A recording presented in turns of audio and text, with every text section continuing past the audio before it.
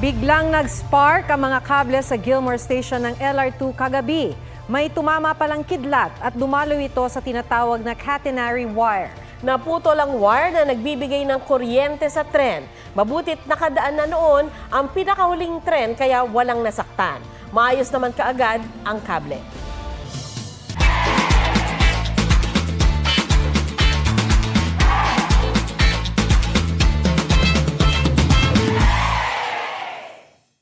Huwag magpahuli sa mga balitang dapat ninyong malaman. Mag-subscribe sa GMA Integrated News sa YouTube. Sa mga kapuso abroad, subaybayan nyo kami sa GMA Pinoy TV at sa www.gmanews.tv.